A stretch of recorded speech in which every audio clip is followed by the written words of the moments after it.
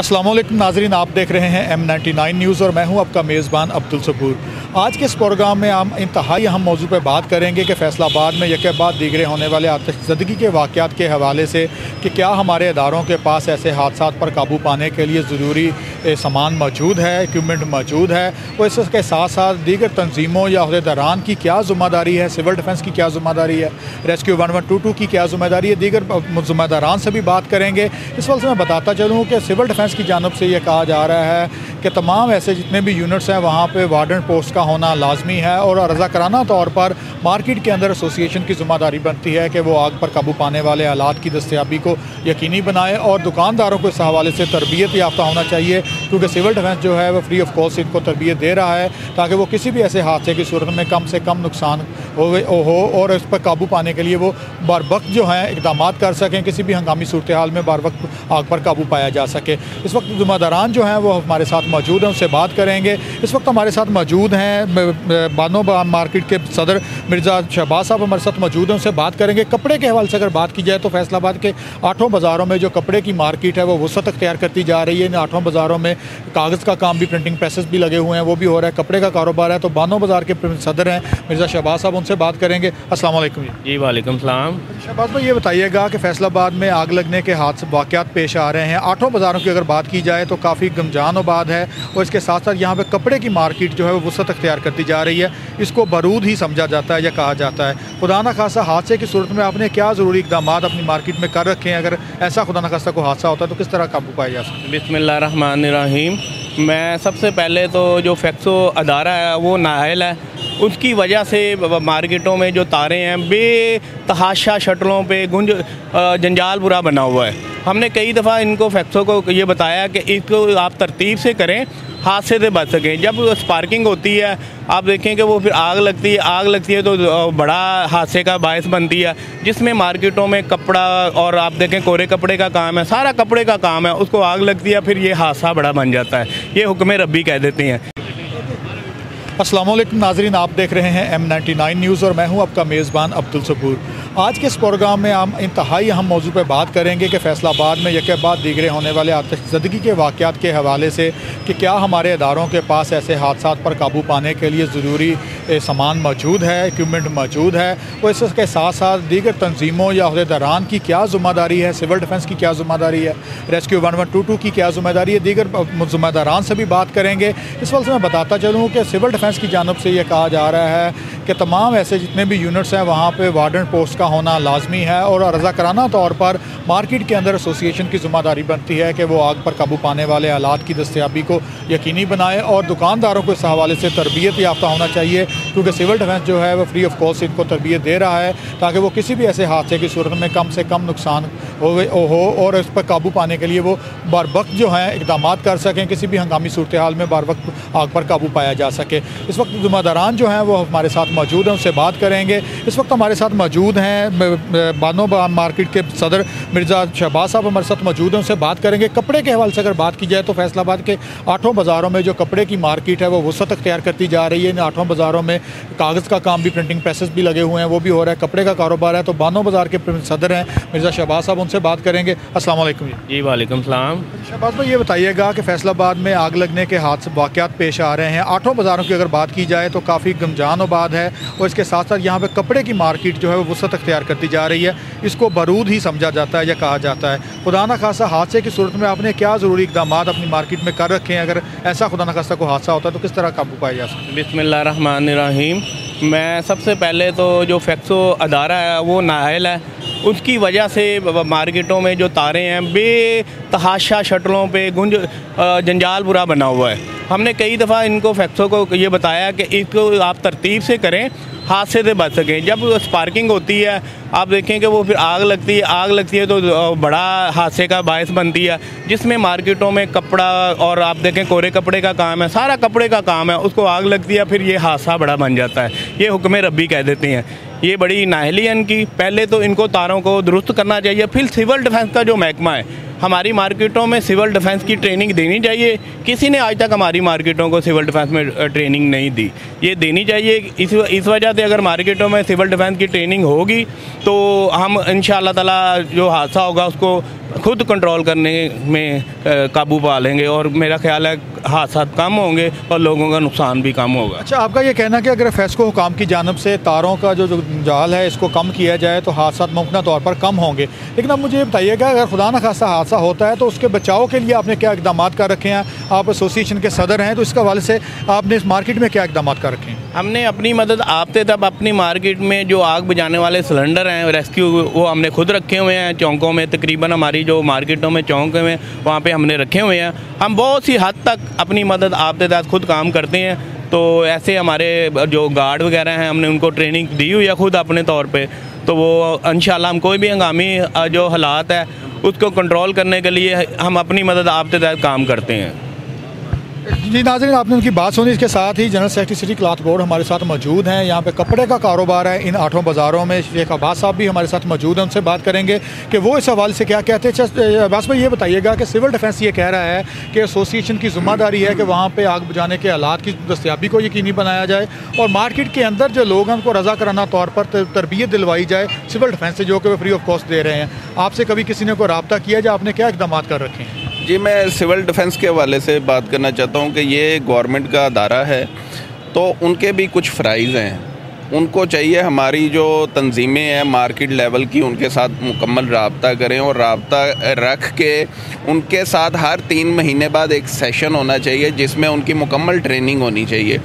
मगर लम्हा फ़िक्रिया है हमारे लिए कि जब कुछ हादसात हो जाते हैं उसके बाद अदारे जो हैं मुतहरक होते हैं, उस वक्त वो वक्ती तौर पर मुतहरक होते हैं मगर देखें बाद में फिर वो भूल जाते हैं। जैसे आपने देखा होगा कि कमर्शियल प्लाजे में भी आग लगी थी, तेल के ड्रमों को एक दफ़ा आग लगी जिसको बुझाना मुश्किल हो गया।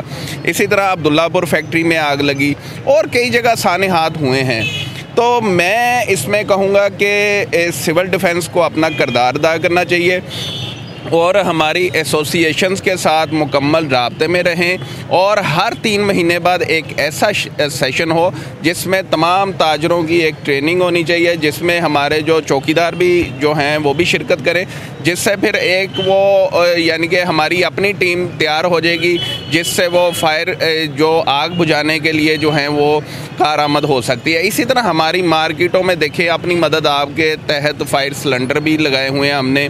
खुदा न खास्ता जब कोई चिंगारी या शोला वगैरह निकलता है तो हमारे जो चौकीदार या वर्कर होते हैं वो उसी वक्त फायर सिलेंडर लेके वो 1122 का किरदार अदा करते हैं।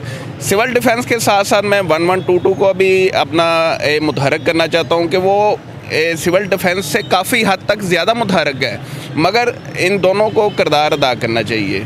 अच्छा, बतौर जनरल सेक्रेटरी आप ये बताइएगा कि आपने क्या इकदाम किए, कभी आपने सिविल डिफेंस से रब्ता किया इस हवाले से कि आप कितने लोग रेडी हैं, तैयार हैं, जिनको आप तरबियत दें आके, या मार्केट के ये लोग ये चाह रहे हैं कि यहाँ पे आप आके वार्डन पोस्ट बनाएं, यहाँ पे आपके एहलकार रज़ा कराना तौर पर यहाँ पे बैठेंगे? नहीं, ये अदारा सिविल डिफेंस जो है ये गवर्नमेंट का अदारा है। इनको चाहिए कि ये हमारे साथ रब्ता करें। अगर हम फिर नहीं सुनते फिर हमारी तरफ से भी यानी कि कमज़ोरी जानी जाएगी, मगर हम लोग हर वक्त तैयार होते हैं। जैसे ट्रैफिक के मसाइल हों, कोई भी मसला हो, हमारे साथ तमाम अदारे राब्ते में होते हैं, मगर सिविल डिफेंस हमारे साथ कभी भी राब्ते में नहीं रहा। अगर सिविल डिफेंस हमारे साथ रब्ता करे, हमारे इंशाल्लाह तमाम एसोसिएशन के अफराद जो हैं इनके साथ मुकम्मल शाना बशाना होंगे।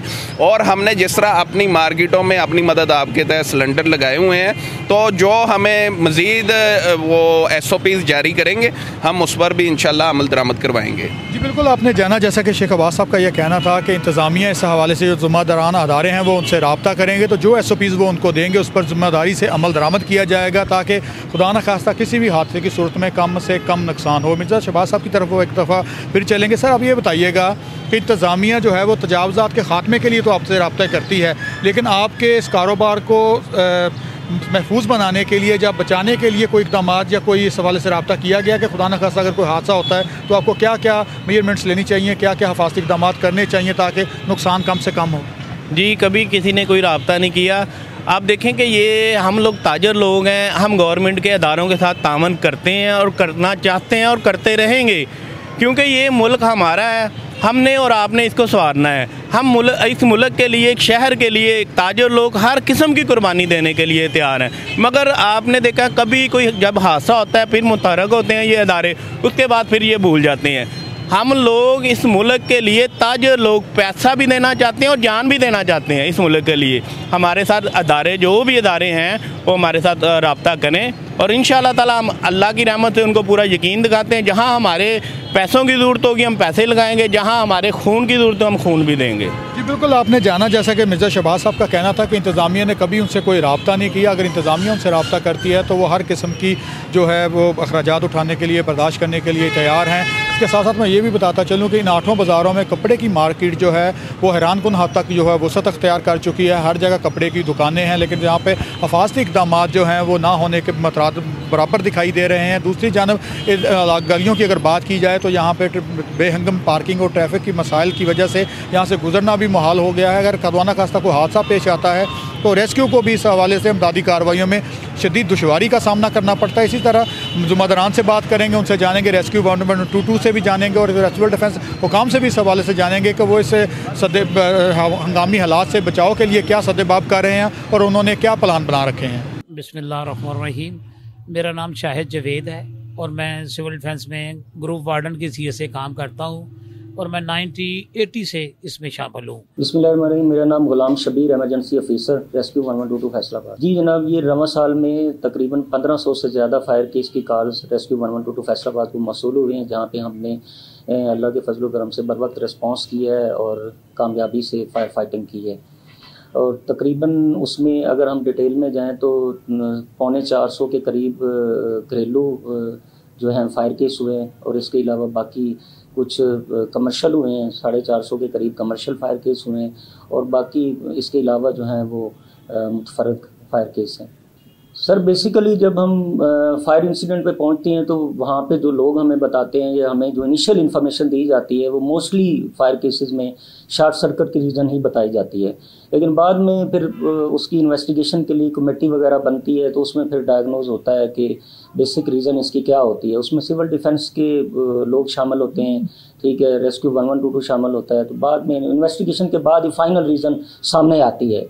इनिशियली शॉर्ट सर्किट ही बताई जाती है मुख्तलिफ केसेस में।